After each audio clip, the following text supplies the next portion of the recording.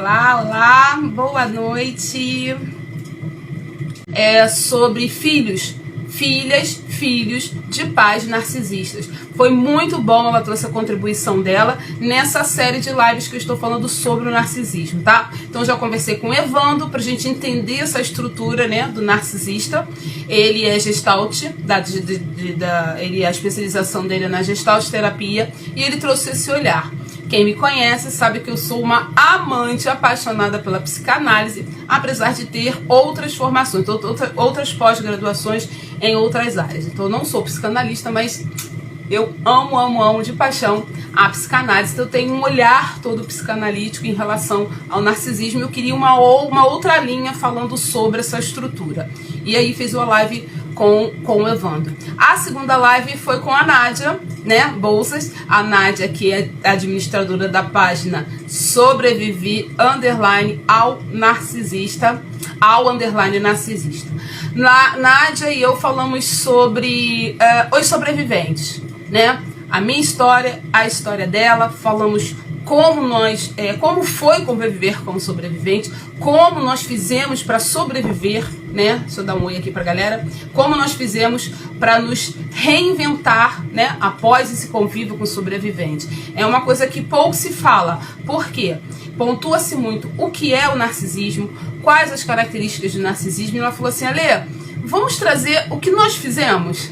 O que você fez para hoje você estar aí falando sobre isso? E o que eu fiz com tudo que eu passei? E aí nós fizemos essa live falando sobre, né, um outro olhar, né, sobre o olhar de quem passou e o que fez para poder sair e se recuperar.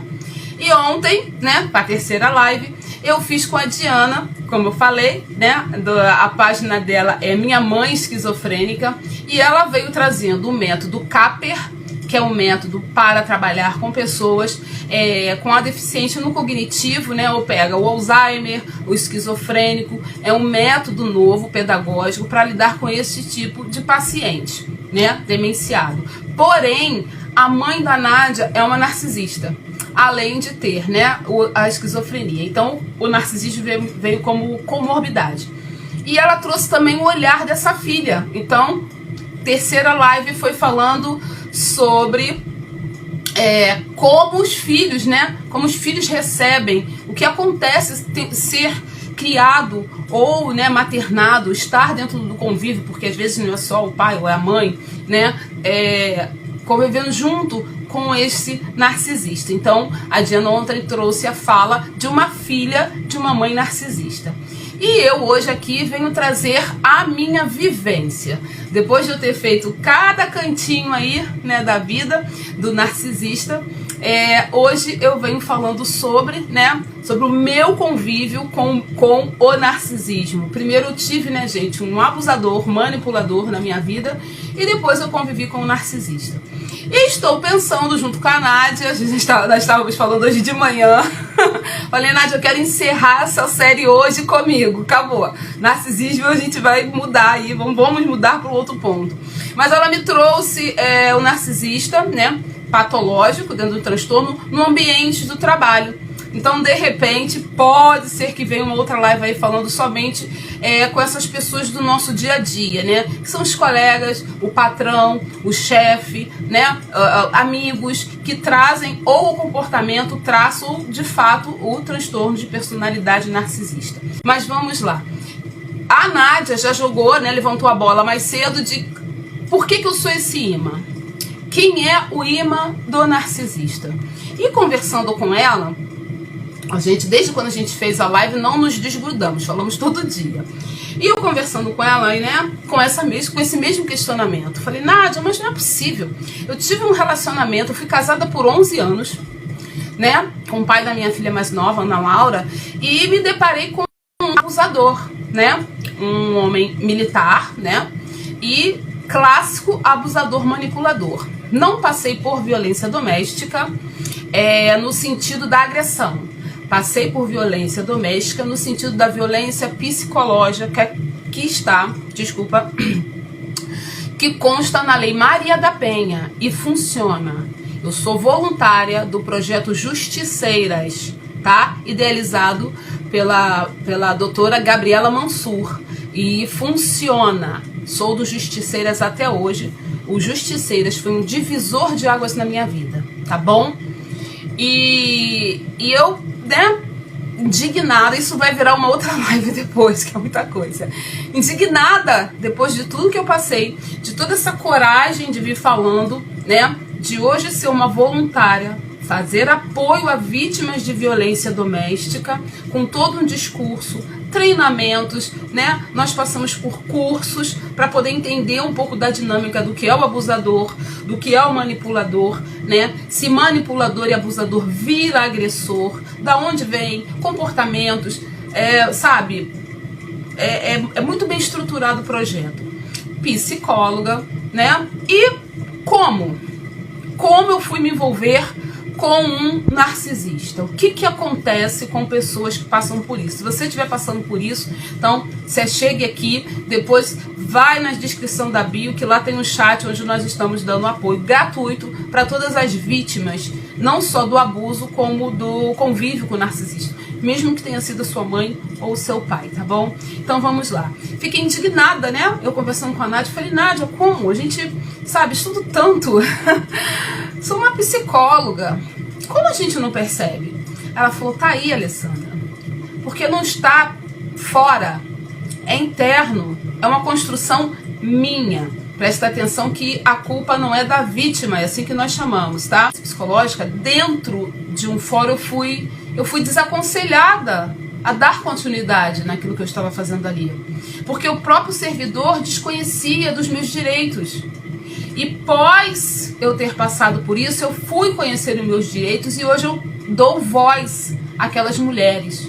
Hoje, a essas mulheres. Hoje eu dou a instrução, hoje eu dou a orientação, hoje eu digo para elas aonde elas vão buscar o recurso. Tem abrigo sigiloso, tem a Casa da Mulher Carioca, eu dou os telefones, coisa que eu não achei na época. E isso me impediu de tomar uma atitude para sair daquela relação rapidinho. Isso faz com que a mulher demore a tomar uma atitude. E ficam todos em volta criticando. Por que esperou? Por que não saiu? E sabe, é uma coisa assim, é muito, vamos dizer assim, é dolorido quando a gente ouve isso, sabe? É uma covardia quando a gente coloca a culpa na vítima. Tá aí porque, sabe, como se justificasse esse maltrato por você demorar a tomar uma atitude. Foi isso que eu passei. Gente, tá trovejando, hein? Pode ser que caia, mas não sai não que eu volto. Mas vamos lá, mas isso faz a internet ficar ruim. Mas aqui é pra falar do narcisista, porque é a semana do narcisista. Então, eu fui noiva, né, de uma pessoa há 2 anos atrás. Sequer eu estava dentro, mergulhada nesse assunto, porque eu fui pra clínica, e na clínica nós vamos falar sobre o quê? Ansiedade, depressão, atendo casais, ansiedade, depressão, atendo casais, crianças, e eu fui me afastando das psicopatologias, de transtornos, não que eu tenha esquecido, mas eu deixei de enfatizar, tá bom? Óbvio, eu tive uma mãe narcisista, tenho, minha mãe, né, tá viva, eu tenho uma mãe narcisista que construiu, né, uma filha dependente emocional. Alessandra, quer dizer que se eu for dependente emocional é um critério para esse narcisista me procurar? Não. Vão haver casos de que a pessoa não tem todas essas características da dependência emocional e vai ter a infelicidade de ter uma... Mi! Beijo! Que vai ter essa infelicidade de ter esse narcisista na sua vida. No meu caso, né, como eu falei, hoje eu vou contar a minha história. Então, no meu caso, eu tive uma mãe narcisista, do qual, né, houve essas fendas, né? Eu vim com desvalor, com desamparo e essa sensação, né, do passando para deixar um beijo. Gente, Michelle, todas as lives que eu faço, ela não consegue ficar porque ela trabalha demais, mas ela passa para dar um beijo, ó. Um beijo, Mi, obrigado, tá? Obrigada a todos que estão aqui, tá? Que separaram esse tantinho aí para poder ouvir a minha história e pegar aí algumas ferramentas, algumas chaves para evitar que essas pessoas suguem, que eu chamo de vampiros, a sua energia, tá bom? Gente, relembrando, tá trovejando, tá relampejando, se cair eu volto. Então vamos lá. Vindo de um lar com uma mãe narcisista, eu me tornei, me constituí uma pessoa dependente emocional. Sim. E o que os dependentes emocional buscam? No grosso modo falando, porque aqui não tenho a pretensão de formar terapeutas, nós buscamos aquilo que faltou. Então eu busco a validação, eu busco o amparo, né? Eu busco o valor, né? Porque é desamparo, desamor e desvalorização. Eu vou basicamente ficar buscando isso em outros lugares. Profissionalmente você alavanca, né? Então eu não tenho que reclamar da minha área, eu amo a psicologia, eu tenho 24 anos de área de saúde, 24 anos só trabalhando na área de saúde e algum tempinho aí na psicologia. Então profissionalmente eu sou realizada, eu faço o que eu amo fazer, cuidar de vidas, auxiliar vidas. Relâmpago. Então, e é isso que eu amo fazer. Porém, emocionalmente, quem é a Alessandra emocionalmente? Uma mulher que busca, né, essa validação do outro. E virei uma presa, né? Virei uma vítima, assim, clássica. Por quê? Aquele que chegou, né, há 2 anos atrás, veio trazendo o cuidado, veio trazendo a escuta, veio trazendo a validação, coisas que o dependente emocional, né, falta no dependente emocional. Então, primeiro critério que o narcisista faz com o dependente emocional, te coloca no patamar. Então você vira a deusa. E isso sim, o meu narcisista, né, o indivíduo que é narcisista fazia. Me elevava, me colocava numa altura, né, aonde eu, né, internamente desejava. Então eu era a melhor psicóloga, eu era a mulher mais bonita, eu era a mulher mais cheirosa, eu era a mulher que mais trabalhava. Eu nunca tinha, visto uma pessoa tão glamurosa, formosa como eu. Tá, Alessandra, você gostava de ouvir isso? Sim. Ah, tá dizendo aqui, ó, faltou luz. Bom, aqui ainda não, mas não sei não, aí tá caindo um temporal. Gente, relembrando, quem estiver aqui, se cair, se acontecer algum problema, né, vocês deixem aí no direct, eu retorno com a live, tá bom? É um assunto muito legal, eu acho que eu preciso falar sobre isso. Porque se eu tivesse prestado um pouco mais de atenção, ficado um pouco mais atenta, eu teria, não digo entrado, porque eu acho que eu teria entrado, mas eu teria saído mais rápido. E olha que eu saí rapidinho, só demoraram 4 meses, mas da segunda vez retornei. Eu vou explicar para você por que a gente retorna também esse movimento. E as vítimas ficam um pouco envergonhadas, né, de confessar, de falar, né, e não é culpa sua. Eu falo, repete comigo, não é culpa sua. Então vamos lá. Então o primeiro passo que o narcisista faz é te elevar, é te exaltar. Você fica melhor, você é a melhor pessoa do mundo. Você, né, você é uma rainha para ele, é o lugar que ele te coloca. E para você que é dependente emocional, isso é muito confortável. Finalmente alguém está me validando. Finalmente alguém está vendo o meu valor, o quanto eu sou, legal, o quanto eu sou boa. Por que isso acontece? Porque nós que somos criados por mães narcisistas desenvolvemos, uma coisinha chamada, né, síndrome da menina boa. Ou seja, eu não fui tão boa filha para minha mãe, por isso ela não me ama. Então eu vou ser uma menina boazinha para que outros me amem. Então a gente fica sendo boa para todo mundo. É o clássico, né? Não dizer não. Então eu era aquela pessoa que eu não sabia dizer não. Então o problema que você viesse, a situação que você me apresentasse, se eu não tivesse uma solução, com certeza eu ia conhecer alguém que pudesse te ajudar.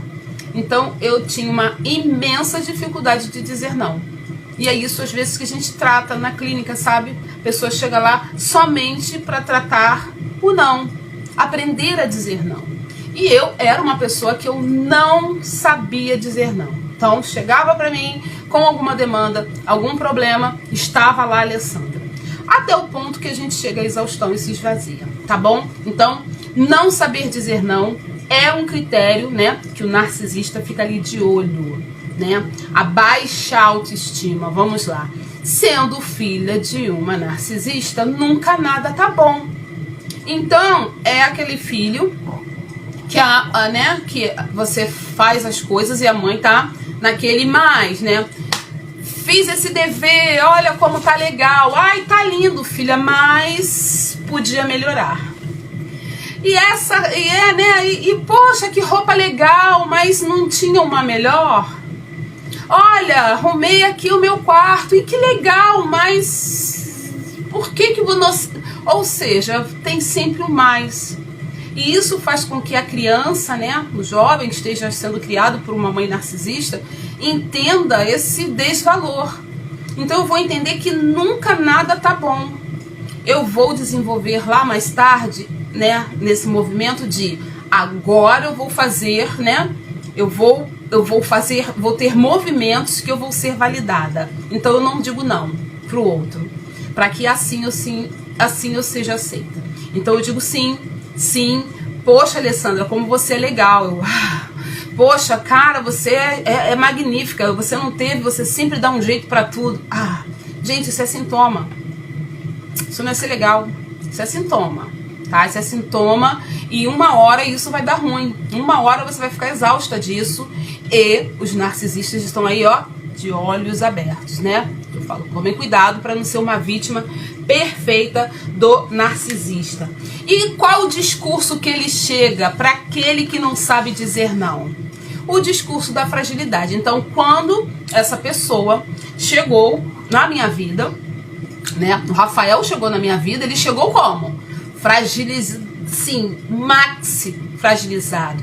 Saí de casa aos 11 anos. Não, parei de estudar aos 11 anos porque eu precisava proteger a minha mãe do meu pai. Porque o meu pai quebrou o braço da minha mãe.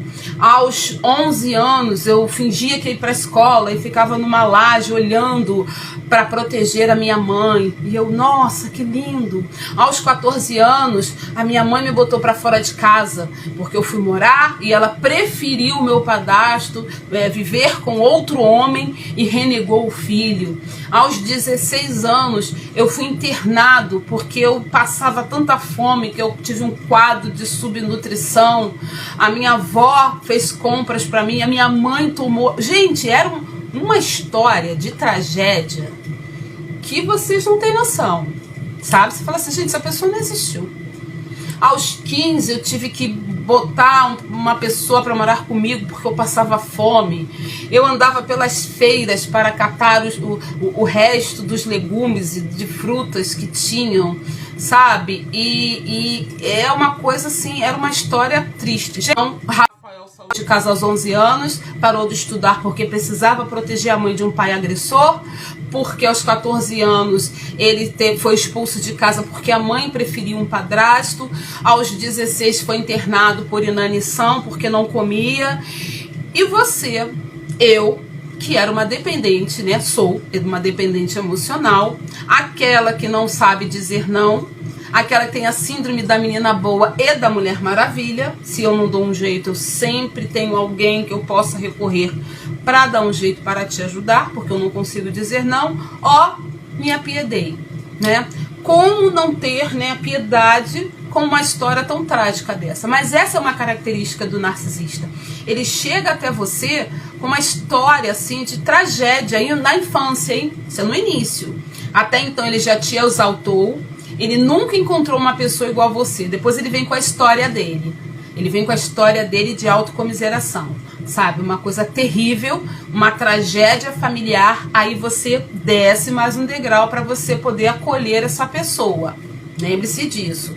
Lembre-se que todo narcisista, sendo transtorno de personalidade ou comportamento, ele vai ter como expertise a mentira e o drama. Então ele vai ter, assim, uma facilidade muito grande de mentir e uma facilidade muito grande de dramatizar toda a história que ele teve. Então você vai de fato acreditar naquilo tudo. Alessandra, eu não tenho como me proteger disso? Bom, eu não sei. Mesmo eu, né, nos meus 50 e pouquinhos anos de idade, né, tendo a graduação de psicologia, como eu falei, e mais 4 pós-graduações, não é? Estou aqui falando do que eu vivi com esse narcisista. Por mais que tenha sido pouco tempo, mas eu, né, estive com ele por 2 vezes. Ficamos noivos e retornamos. Não tinha amigos, ou seja, uma pessoa que tinha passado tudo aquilo, que se mostrava extremamente prestativo, porque uma das características do narcisista iria ser extremamente prestativo, porque ele entra naquilo que falta em você, e foi isso que aconteceu comigo. Por eu ser uma pessoa extremamente ativa, tenho que me reinventar, e ele já conhecia isso, então eu preciso de uma pessoa que organize a minha agenda, eu preciso de uma pessoa que esteja aqui, que me leve ali, que me acompanhe para lá e para cá. O que acontece? Ele estuda isso e entra nesse lugar. Tá? Então, se você for, sei lá, ciclista, ele também vai ser ciclista. Se você for, no meu caso, né, eu tenho uma crença, eu sou evangélica, ele vira o pastor. Se você for, sei lá, fisiculturista, ele vira o dono da academia. Ou seja, ele vai tentar se encaixar naquele momento, gente, no início, naquilo que você deseja, porque ele tá ali, ó, te ouvindo. Então, se você deseja casar, ele te pede em casamento com 1 mês de namoro. Se você deseja uma pessoa que te leve café na cama, você nunca mais levanta para tomar um café. Então, né, só recapitulando, a Alessandra, que vinha de uma criação de uma narcisista, onde uma mãe dizia assim, ó, levanta, se reinventa, que eu não quero você dependendo de homem. Né, a parte profissional vai, mas o emocional fica nesse lugar. Nesse lugar de vou suprir essas falhas. E supriu. Era aquela pessoa que antes de eu trabalhar me acompanhava até a porta com café, com uma xícara de café. Gente, mas isso não é bom? É. Se o indivíduo não for um narcisista, isso vai continuar na sua relação. Se não for um narcisista, vai acontecer o que aconteceu, que eu já vou te contar. Então ele começa nesse looping de agrados e elogios, de exaltação, de maximizar a sua imagem. Ele falava pra mim assim, eu ainda não acredito que eu estou com a Alessandra Augusto. Eu não entendia muito bem isso, né? Porque quem me conhece sabe que eu sou muito pé no chão, eu sou como a Nádia fala, eu falo um monte de bobagem, eu molho o meu pãozinho ainda no café, né? Tá, eu escrevo, eu dou entrevista aí pra Record, tem um monte de artigos escritos, mas não, quem convive comigo percebe a minha simplicidade. E ele falava assim, eu não acredito que nossa, eu tô com a Alessandra Augusto. Sabe o que é isso? Troféu. O narcisista, ele busca isso. Ele busca um lugar onde ele possa ser exaltado também. Então, ele falta empatia nele, ele falta esse amor pelo outro, porque ele é egoísta, mas ele cola com alguém que ele possa ser visto assim. Então ele cola, forma uma família, não porque ele quer uma família ou porque ele ama. Ele quer ter esse título. Olha no que eu me transformei. E o Rafael, ele era extremamente desvalorizado na família dele. Então era aquele menino que as pessoas olhavam e falavam assim, esse aí não vai dar em nada. Esse aí não vai ser nada na vida. Esse aí pode contar que não vai para lugar algum. E encontra a Alessandra, que trabalha, que fala, que dá entrevista. Então, o que ele fazia comigo? Olha com quem eu estou. Foto. Facebook, olha com quem eu estou. É uma forma de ratificação, é o que eu chamo, é verdadeiro, né, vampiro. Gente, mas até aí, Alessandra, aonde está errado? Gente, é porque é de uma forma tão exagerada, é aquele verdadeiro love bomb, é tão exagerada que a minha filha de 11 anos uma vez chegou pra mim e falou assim, mãe, parece que o tio tá escondendo alguma coisa. Eu falei assim, por quê? Ela, não sei. E ela não soube me explicar pelo pouco repertório. Mas você sabe por quê? Porque é tão exagerado nos agrados que é como uma criança que faz alguma coisa errada e fica, você quer uma água? Quer que eu pegue o seu chinelo? Quer que eu faça isso? É isso. É tão exagerado nos agrados e nos elogios que é uma coisa teatral. Mas é isso que eles são especialistas em fazer. Então, gente, presta atenção. Namoro, aplicativo que você conheceu lá, o seu namorado, conheceu em algum evento, 1 mês de namoro, já dizer eu te amo, 2 meses já quer morar junto, né? Discursos como nunca conheci você com uma mulher como você, a minha ex é louca, na minha família não tem ninguém que presta, não falo com ninguém da minha família, não tenho amigos, sou bom pra todo mundo, mas ninguém valoriza quem eu sou. Você ó, tem que prestar atenção. Como assim uma pessoa tão boa me leva na porta, leva um café, mas não tem um amigo? Ninguém na família fala com esse indivíduo, a não ser a mãe, porque ele precisa de alguém para nutrir. Geralmente é a mãe. Só falo com a mãe. Não tinha um parente. Tem uma pessoa botando aqui, ó, eu estou perdendo o sentido da vida. Minha querida, depois me procura no privado, tá bom? Tem todas as descrições. Eu e Nádia, nós montamos um grupo de apoio, tá? As vítimas e as pessoas que passaram por abuso, principalmente o narcisista, sendo do companheiro ou do familiar, tá? Procura aí nas nossas descrições e eu te encaminho pro nosso grupo de apoio, tá bom? É gratuito, não é para vender livro, não é para cobrar, é um grupo de interação para que a gente possa compartilhar nossas histórias e uma apoiar a outra. Meninos e meninas, tá bom? Meninos e meninas. Então vamos lá. Esse é mais um ponto também que você precisa prestar atenção, que eu, né, deixei passar despercebido. Então o Rafael, ele era uma pessoa maravilhosa, uma pessoa extremamente prestativa, uma pessoa que não... tá falando, meu esposo é assim, uma pessoa que estava do meu... Se eu tivesse que ir na padaria, eu vou com você. Tem que jogar o lixo fora, eu vou com você. Você fala, gente, não é possível que essa pessoa tenha uma má intenção. Que é isso? Uma pessoa tão boa pra mim, mas não era pro outro. Isso também é uma bandeira vermelha, tá? Quando o narcisista, ele é ótimo pra você, porém ele é malvado com o outro. Ele te trata maravilhosamente bem, mas ele destrata o garçom. Ele te trata maravilhosamente bem, mas o teu amigo não presta. Ele te trata maravilhosamente bem, ó, mas o teu irmão te sacaneou. Então ele vai desvalorizar o outro. Com que intenção? De que ele fique nessa posição.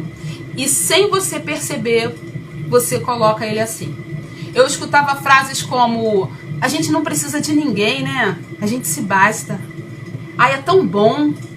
Só nós dois. Ai, que legal, né? A gente nem precisa sair, que legal. Isolamento. Sem você perceber, ele te isola dos amigos. Eu tenho um amigo aqui que tá nessa live que ele falou, Alessandra, você sumiu. Você não atendia mais, sem você perceber. Porque eu chegava do trabalho, eu já chegava primeiro que ele te coloca num sistema de looping, de culpa. Eu atrasava 20, 25 minutos, eu já chegava tremendo. Preocupada de não gerar uma briga. Já tá afetando o seu emocional. E segundo, o tempo que tinha livre, se eu tivesse que trabalhar, era outra guerra. Então já tá mexendo também você no seu dia a dia. Porque é o tempo todo. Como assim? Hoje é sábado, hoje é domingo. Porque não é suficiente, porque ele também carrega essa baixa autoestima. Esse indivíduo também é dependente emocional. Só que ele trouxe o narcisismo perverso com ele. Então nunca é suficiente, é um saco sem fundo. Não adianta você ligar 6 vezes por dia para dizer onde está. Não adianta você separar o sábado e o domingo todo. Se você desvia o olhar, ele já diz, tá vendo? Tá vendo? Uma vez eu tive um evento que eu passei o dia inteiro no trabalho e nos falamos umas 6 vezes. E quando eu cheguei, né, eu estava sentada na cama, passando, né, nossas coisinhas no rosto. E ele virou pra mim e falou assim, tá vendo? É disso que eu estou falando. E eu falei, falando do quê? Desse distanciamento. Eu falei, peraí, eu cheguei tem 1h40. Eu tomei um banho, eu dei 2 beijos na minha filha, que falei 2 vezes com ela, na saída e na chegada. Com você eu falei 5 vezes. Eu estou aqui passando um creme no meu rosto ao seu lado. De que distanciamento você está falando? Ele mesmo não sabia. Disso aí eu falei, tá, mas... Sabe o que ele me respondeu? Mas isso não é o suficiente. eu ainda me sinto sozinho. Ele vai se sentir sozinho. Ele vai se sentir sozinho. Porque não tem nada que preencha um narcisista. Porque é só ele. Ele nunca vai olhar pra você com empatia, falar, poxa, tá cansada, vai lá ficar com a sua filha, que você não falou o dia inteiro. Não, é pra ele, é pra ele. Me procura, minha querida, pode procurar. É tudo pra nele. E se alguma vez, né, ele perceber, ele não for tão perverso e perceber que esse movimento houve um exagero, ele vem à tona, ele vai falar, ai, poxa, mas eu exagerei, mas eu não podia ter pegado tão pesado, poxa, afinal de contas ela acabou de chegar rapidamente, por ele ser um mentiroso, conto mais, rapidamente na cabeça dele rebobina e fala assim, mas se ela não tivesse demorado tanto no banho, eu não estaria longe de mim. Então ele rapidamente ele vem com esse pensamento, né, encobre o flash, né, vamos dizer assim, de consciência que ele teve em relação a você. Então ele automaticamente ele vai fazer o movimento de colocar a culpa a si mesmo em você. E assim vai, gente. Nada de sobrenatural numa pessoa assim. Tem pessoas até que desejam. Poxa, mas levava um café, te elogiava, te colocava nas alturas, tava ali pra você. Mas aí começam as mentiras. Como eles são mentirosos, né? Perfeitos. Uma hora isso cai, que a gente mente para algumas pessoas por algum tempo, não para todo mundo o tempo todo. Então aí você começa a comparar. Peraí, mas aos 11 anos você estava fora de casa sem estudar para proteger o pai, e a escola não tomou conhecimento? A escola precisa comunicar que essa criança não está estudando. Tem instituto da criança e do adolescente. Aí não sabe responder. Aos 14 anos, uma mãe coloca um filho para fora de casa e prefere o padrasto, e você vai parar no hospital por desnutrição, e essa mãe vai na sua casa e recolhe os alimentos? Tem alguma coisa errada nessa história. Como assim? Não tem nenhum parente que te deu apoio? Você preferiu passar fome a pedir ajuda? E se pediu, essa mãe negou, então você começa a ver que os pontos não combinam. Aí você já começa a... Eu que já tinha vindo de um outro relacionamento, que não foi fácil, né? Por mais que eu tenha entrado nessa meu looping da dependência, eu comecei a ficar um pouco mais atenta a essas questões que ficaram gritantes. Lembrando que já era a minha segunda etapa com ele. A primeira etapa, nós namoramos e ficamos noivos. E houve um rompimento. Porque isso que o narcisista faz também. Ele usa, né, a técnica do silêncio. Né? Ele sai da sua vida de uma forma abrupta, sem explicação. Ele para de falar com você. Ele te bloqueia no WhatsApp por um momento ou por um motivo que não tenha sentido. É discrepante. Isso também é uma bandeira vermelha, tá? Divergiram da cor que está o tempo. Se está chovendo ou se não está. Se está frio ou está calor. São motivos muito pequenos, mas isso tem uma potencialidade, eles maximizam isso tanto ao ponto de fazer o corte.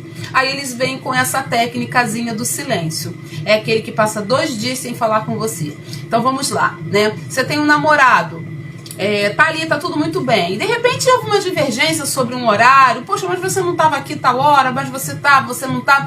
Então tá bom, fulano, tá, vou desligar. Aí ele vai e no outro dia não fala com você, ou ela.